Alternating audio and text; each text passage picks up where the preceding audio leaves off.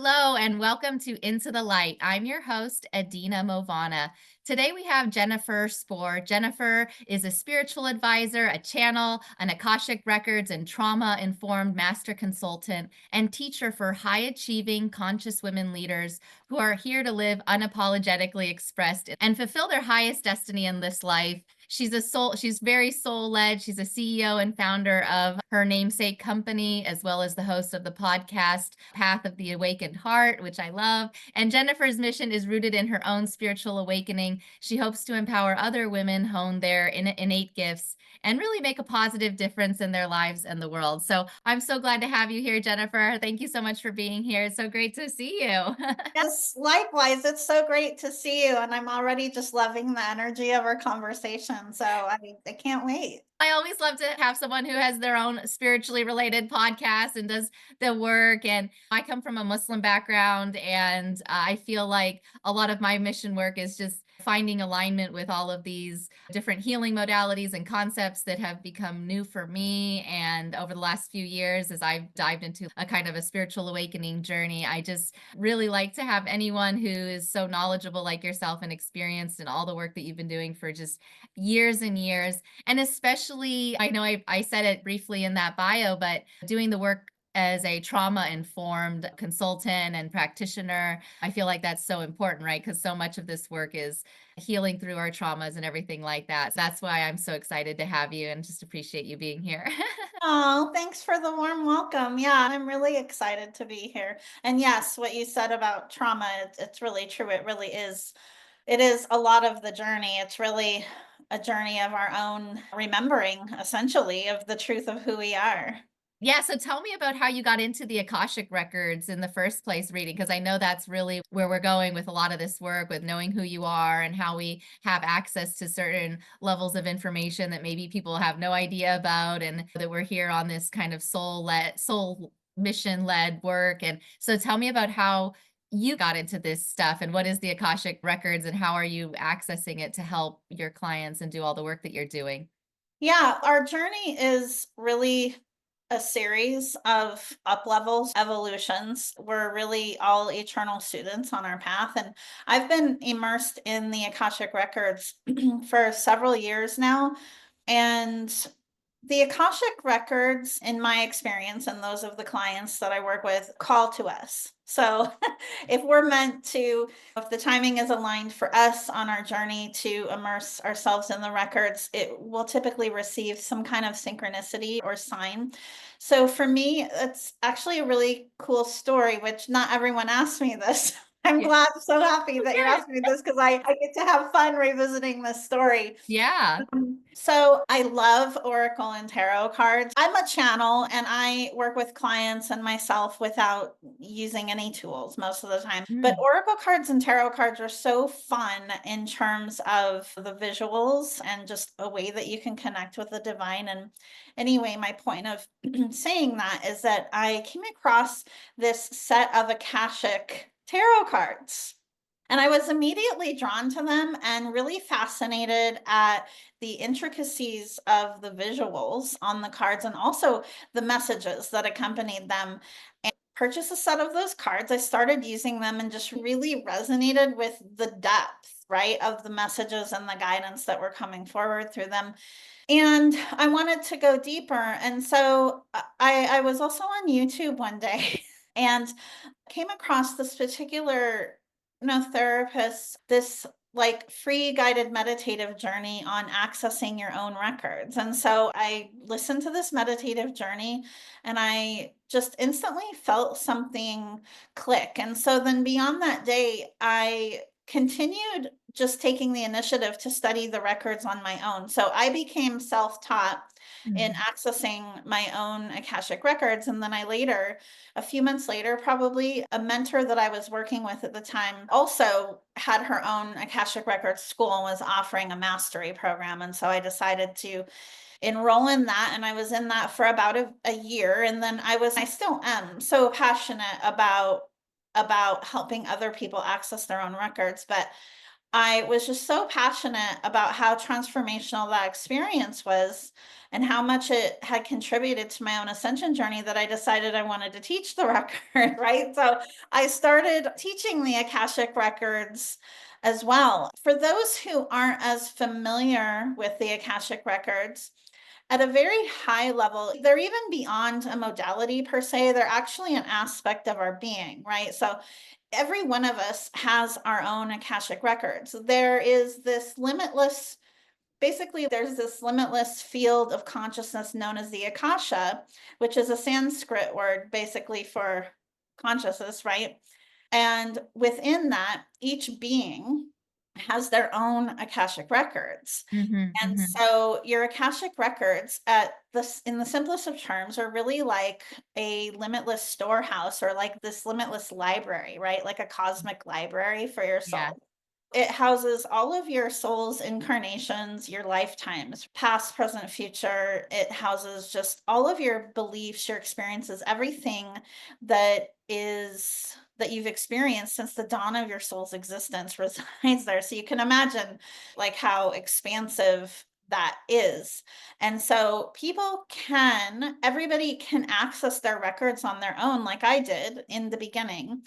Where I find that it's beneficial to receive support is in terms of how effectively you're navigating the records, right? Because if you feel confident in like asking the questions that bring forward more of the clarity and guidance that you're seeking to receive, including any healing that you wish to receive in the records, you can really learn how to navigate that to really just receive tremendous clarity and healing and guidance and just really growing into. I really feel like it's one of the more expedited paths to ascension, Mm. to really growing into the truth of who you are, right? Like really developing an unwavering confidence and a clear sense of self that actually serves as the anchor for you to navigate anything on your path. Yeah. So, as you can probably sense, I really can't speak enough to how tremendous the Akashic records are. Imagine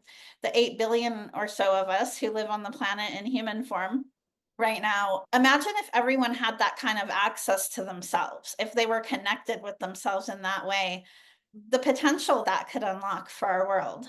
Yeah, and so I love what you're saying that we all have access to our own individual records, and of course that there doesn't have to even be like an intermediary between us and this Yeah. information, not between us and God. We have that direct access to source or God or Allah or whoever, whatever that is. And because I know we don't want to have to put intermediaries or spiritual gurus in between us and our own awakening process, but we still need, like you said, that mentorship and guidance of what to do when we know what's in there. Yeah, did you also struggle at all with your own relationship with God, and did you come from a religious background that this was taboo or anything like that, or how did you end up reconciling what you're doing as being the best path to God for you?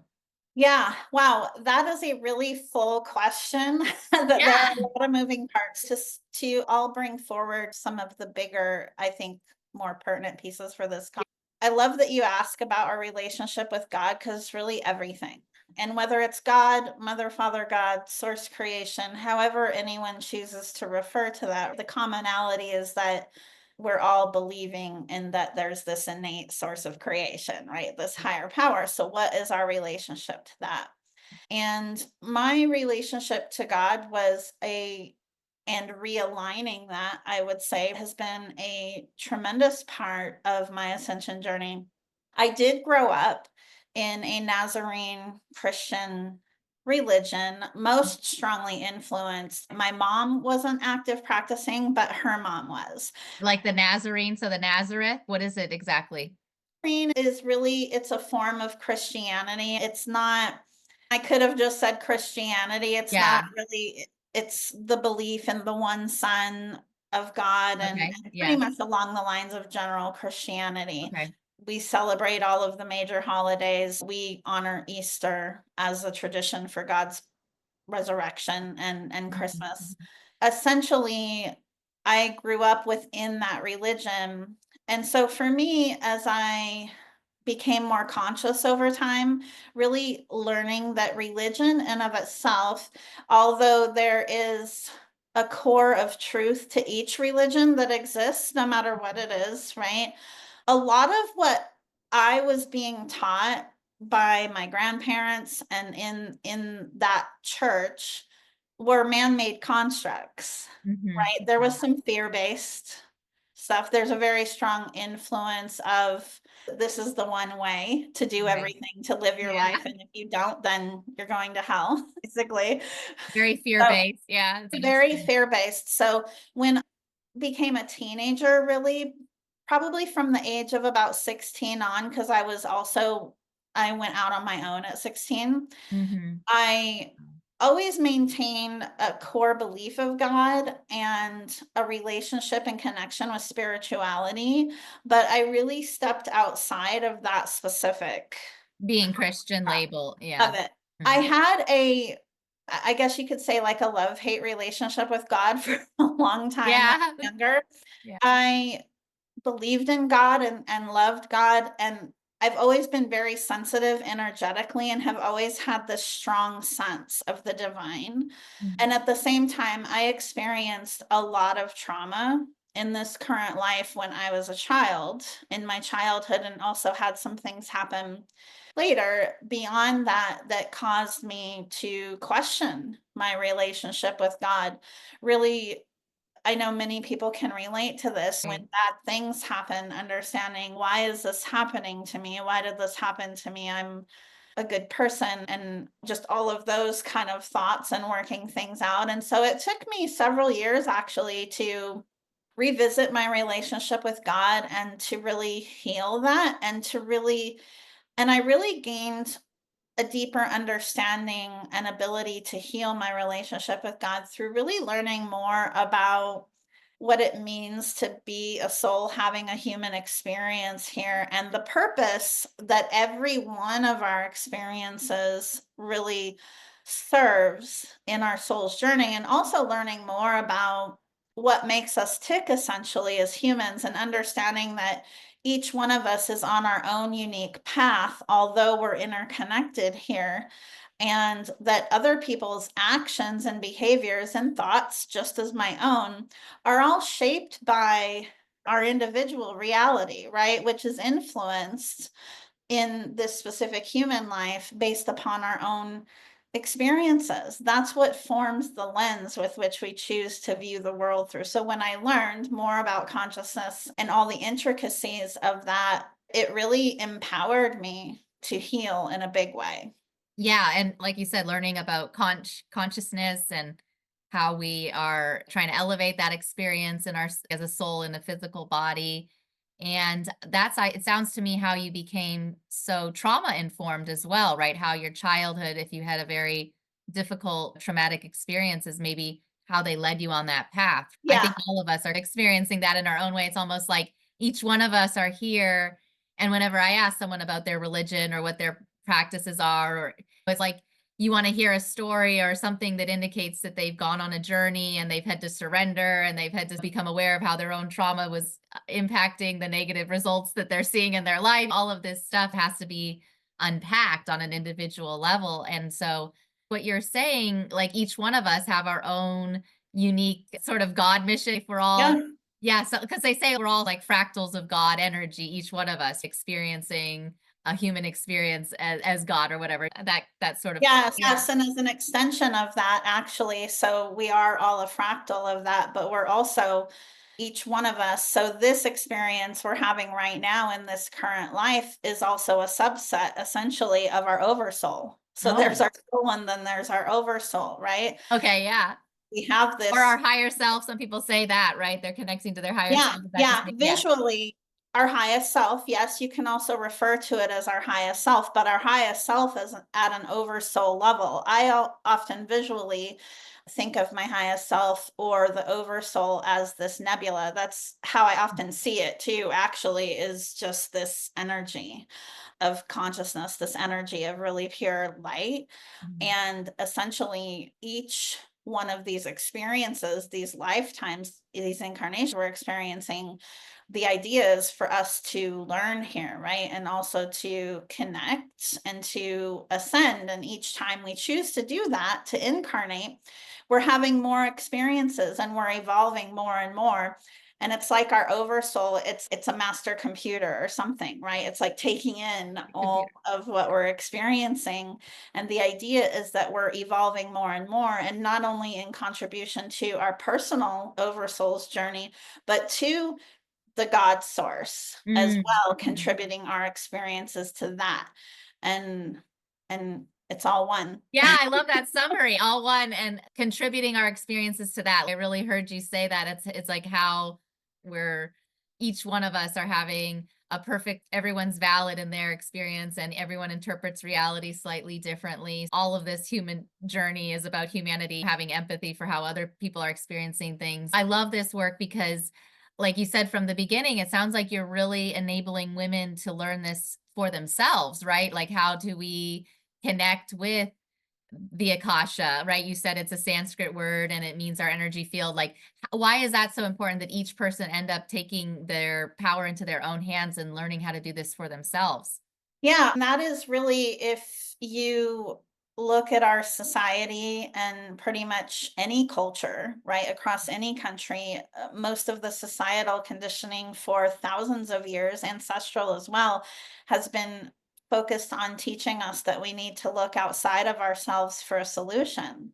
And Right. that's the idea behind the work that I do, right, with clients and then whatever I'm creating in the world is really serving more as a guide and a channel that lights the way to help people to remember who they already are and the depth of wisdom and gifts that already exist within them at a soul level. And then also anchoring that, becoming embodied in that through their physical bodies as the vessel. Jesus really is still my guy. One of my guides, you know, Yeah. he's a wonderful ascended master. He is a great example of the teachings of what I'm talking about that really focus on unity consciousness and the experience of embracing both ourselves as a divine being and living embodied in that through the human body on the earth plane. That's really what I seek to live in my own life on an everyday basis and what I teach others to do. And then I also have a gift for working with others who are also feeling called to pave their own path, right? To heal on their own journey to remembering and to bring forward the innate wisdom and gifts that they're here to share in the world at the time. Because you, me, whoever's listening to this podcast, chances are they're feeling called to that to whatever extent, right? And it's not necessarily about being on a world stage, it could be. It's whatever it means for you. It's really that we're living in transformational times where many of us that have chosen to incarnate here, it's because this is the time for us to bring forward all of the lifetimes of experiences and gifts that we have to create anew. And these teachings that we're talking about aren't new. Yeah. Ancient They're teaching. very ancient. Yeah. They're very ancient, right? It's just hairstyles and clothing styles that seem to come back around. That's what's happening right now. It is. It's Yeah. coming back. Some people call it the new earth, some people call it new age, whatever you want to call it. It actually really isn't new. It's just it's something that we're coming back to. So it's a really exciting time to be here, and it's why I'm so passionate about doing the work that I'm doing, is helping each person to remember that. Yeah, each person remember that. Yeah, because they talk about that all experiencing this illusion of separation, right? That's what we're here to experience this separation from God. So it's we're breaking down those barriers between us and God on whatever level. And I think that's what the Akashic Record certainly does the best when we're tying it into what happened in our past lives or in these previous karmic cycles that we're in, and why understanding all of that stuff. And sometimes I feel like it's hard for people to really wrap their head around like reincarnation. A lot of religions, they don't we don't, as Muslims, for example, they don't really allow that sort of belief because we have to only be accountable for what we do in this life, and we can't really worry so much about what's happened in all these other lives, or else then it becomes, or even experiences as other and as everything. So how do you really help with, like, how do people really, what kind of breakthroughs are they experiencing when they're doing this work, like in their practical level? Because I think people are also healing their bodies, of physical, you can do a lot of different types of work when you're understanding things from this different lens, where we can really connect what our soul is doing here on this, in this lifetime, Yeah. to what's been happening to all these previous lifetimes, right? So that's a big part of it. Yeah, I want to emphasize for a moment that the Akashic records are tremendously effective. They're one way of several ways, right? Mhm. To really properly answer your question, to get back to basics, because what you just said about that the Muslim religion or the Muslim practice is really centered around this life now, Yeah, here very now. right. Yeah. That is really actually that's where it's at. Yeah. That's where it's at. It's fun, right? Because I love to learn. It's fun to delve into past lives and to do future progression. Yeah. You play in all of these fields, and we're meant to have fun. But where it's really at is learning how to live anchored in the now moment, because the now moment is really the only one that exists. Past, present, and future don't technically exist. There really is only the now in the quantum field. Everything is happening simultaneously because, as I said before, it's all connected to the fact that we have an oversoul and a soul. Yeah. Right? Yeah. Having all those experiences. So, really, where it's at in terms of your healing and evolution is in your ability to practice getting really anchored into living embodied in the present moment. And the number one thing that I teach and recommend for people to do that is to really, one is get really clear on your sense of self and who you are outside of all of the constructs, right? And where you're feeling guided. And the next is to learn to know what truth feels like in your body, because there are so many inversions and so much noise out in the world, and we're taught to go outside of ourselves for the answers. It's important to really understand what is your truth and how does that physically feel in your body, and then using that really as the core basis to navigate your entire journey, whether you choose to work in the records or anywhere else. Isn't the goal, like, you hear people talk about getting onto their highest timeline, or a lot you're trying to, especially with quantum field and stuff, and even right now, oh my god, my friend was telling me this weekend about all of these, the glitches with the mandala effect, and people remember, like, we've timelines and people are remembering Yeah. things differently. So how are we really supposed to navigate what that really means? Like when someone says, "Oh, I want to be on my highest and best timeline," or "I timeline jumped," or even we've integrated other versions of ourselves into now being a best version. Like, how do you really get someone on the path of being their best and highest version of themselves? That's a fantastic question. In addition to what I was talking about, getting really honest with yourself about who you are and really what you desire, Yeah. right? Independent of your relationships or anything else that's going on in your life. Beyond that, it's cultivating a deep embodiment of the qualities of curiosity and humility. That's how you move into that highest path on your journey. And it's important to understand that the journey never ends. Like a lot of people get frustrated with, oh, I'm experiencing this trauma, this specific thing from my childhood again. And it's important to understand that we're eternal students and the journey is never complete. And to trust that if something's coming forward again, there's a reason for it. And so when something does come forward for us, whether it's trauma or anything for that matter that's triggering us, getting first having humility, right? And that is the willingness to really know that you're an eternal student and to know that you don't know it all. And so when you're feeling triggered by something, to know that there must be some other way or some other path. And then getting curious about that, right? So simply asking yourself even a series of questions. I'm feeling it first, acknowledging.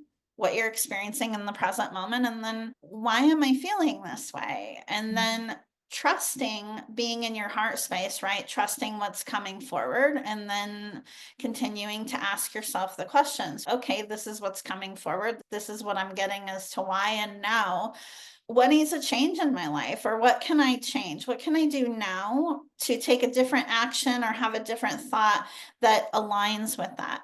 And you don't have to access your Akashic records or train in any modality to do that, right? Right. The cultivating those two qualities is really important. Yeah. Now, when you work in the records, Yeah. that magnifies everything times infinity, right? Because when you're Mhm. in the records, you're directly connected with yourself at a different depth. You're able, this is where you can enter the quantum field and deeper into your subconscious to clear distortions from your energetic field that and in your body that you may not even be aware of. And that's what happens too, especially for those who would consider themselves to be more advanced on their ascension journey, is then you will start going into deeper exploration of things that are in the subconscious that you're not even aware of. And that's where working in the Akashic records can be tremendously helpful, because it's aiding you, right? To just to go deeper beyond the surface. Yeah, healing or clearing out all that subconscious gunk or things that are affecting us on a conscious Yeah. level that we're not even aware of. I worked with a hypnotherapist a couple years ago, so I think there's different ways, obviously, to do that work. Like you said, doesn't have to be through, but certainly it sounds like it can bring a lot of fulfillment and a really interesting perspective. And I love what you said about humility and being, what was it, curious and Yeah. humility. Yeah, because humility, that's really where we want to be working on our ego work and surrender. And then you have that sort of relationship with a higher, something higher than yourself. Yeah. At some level, you have to surrender and humble. And I feel like a lot of people don't want to do that work. And that's where we really have the blockages, right? Yeah, we have, as humans, we can have very strong attachments to what Mhm. we believe is best for us. And it is true, no one knows you better than you know yourself at a soul level. Right? The ego mind, it certainly serves a purpose in helping to really be a catalyst for our own transformation and ascension. Because in order to continue to rise in our frequency and to really live that highest timeline that we're here to live, we have to go through the darkest parts of our being as well to transmute those. And beyond our own path, it's just as much all of that is just as much a part of our journey, with the purpose of then sharing that wisdom with others and helping to illuminate the way for others on their path as well. That's why when we heal ourselves, we heal everyone around us, Yes. right? Like little, like the Yes. light spreads through our Yes, and some of heart. these Yeah. are simple concepts, right? And Yeah. I teach simple concepts, and I also teach very advanced concepts and Yeah. healing technologies and how to be a clear channel and all of these other things. But it is the most simplest of the concepts that we're talking about that are the most profound. And that's the other thing, too, is that our human self can just be like, oh, that's just, it's too simple. Like it has to be hard. Like it has to be a struggle to understand. And it doesn't always have to be. Doesn't always have, yeah, it doesn't always have to be. And we all have to just figure out what works for our own understanding, right? Each one of us Yes. have a certain way that we're programmed or conditioned, and we have to find that alignment. But each one of us have to go through the journey of this, whatever, dark night of the soul or the healing work, shadow work, ego, or like you said, approaching it with humility and curiosity is really the only way through it. You can't go Yes. around it. Because we have free will, and Yeah, we all, not even God's source creator interferes with that. right. And cultivating that curiosity, that humility, that willingness to continue to rise higher, to learn more, and to unlock more of our creative expression and potential. We have to choose that. It will not come to us out of the blue. We Yeah. have to cultivate a willingness to go there.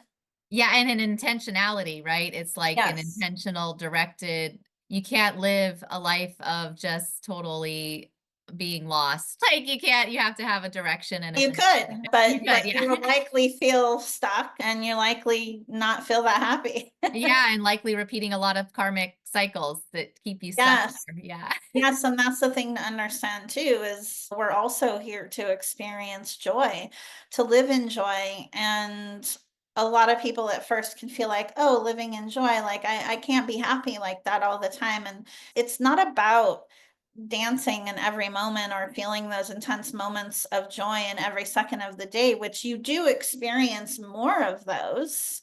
It's about living embodied in that, living with intention in that, right? There is no non-action, basically. There is no non-action. It's like you are who you are here and in every other aspect of your life. So learning how to insert more of that joy into whatever it is that you're choosing to create in your relationships, in your work, in your mission, or whatever it is.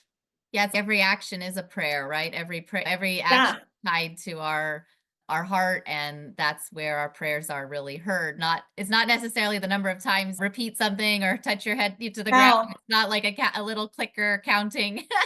it's about it is Encounter. awareness is a Yeah. part. I'm glad you said that because this is where a lot of people can get held up in their journey as well, is that knowing something or having an awareness of something isn't taking action. Yeah, it's just Embodying super. it, like that's the action, putting it into your day-to-day life, the devotion, that's where it's at. Yeah, even if we have to take little baby steps to get there, right? Every day, a little bit of our intentions go a long way, Yes, right? and a lot of it, yeah, a lot of it is baby steps, and that looks different for each being based upon their journey here. Yeah, absolutely. Amazing. Yeah, Jennifer, that was we had so much to talk about, and I know we're running short on the timing here, but I'm just curious where people I because I mentioned your Path of the Awakened Heart podcast, and I know you do the coaching work and consulting work you do with the Akashic Records. So where's people who might be listening and they want to start learning how to do the Akasha records themselves, and even the story of coming across the tarot deck that you mentioned. A lot of people are still awakening to these concepts, but where's the best place if people want to follow you and learn more and start hearing more about the work you're doing? Yeah, the best place to go for everything is really my website, which is jenniferspor.com. So for those listening Yeah. audibly, that's JENIFERSPOR. And there you can learn more about my podcast, listen to podcast episodes. There's lots of other free resources there.